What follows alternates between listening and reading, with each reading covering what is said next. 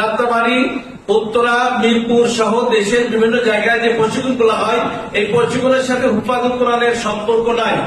প্রিয় হাফেজ সাহেবদের আমি উদ্দেশ্যে বলবো, আপনারা ওইখানে গিয়ে প্রতারিত হবেন না।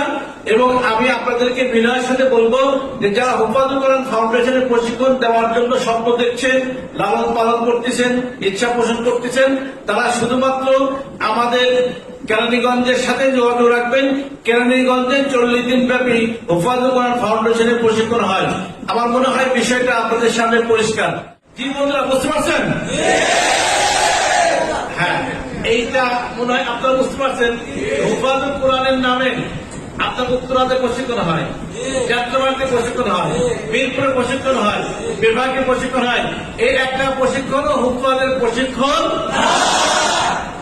আপনারা যেখানে আছেন এখন কেরানীগঞ্জে, এটাই শুধুমাত্র হেফাজত কোরআন ফাউন্ডেশনের প্রশিক্ষণ। বলি আলহামদুলিল্লাহ, বলি আলহামদুলিল্লাহ। মনে হয় আপনাদের কাছে পরিষ্কার, আপনারা সঠিক জায়গায় আসতে পারছেন। বলি আলহামদুলিল্লাহ। আমি একটা বক্তব্য দিয়ে দিলাম, এটা সারা দেশে প্রচার হয়ে যাবে, হাফেজ সাহেবরা সতর্ক হয়ে যাবে, আর ভুল করবে না। কি ঠিক না? ঠিক। আপনারাও বলবেন, আপনারাও বলবেন, আপনাদের মাধ্যমেও এটা প্রচারে আসুক, সবাই জানুক। কি বলেন? ঠিক।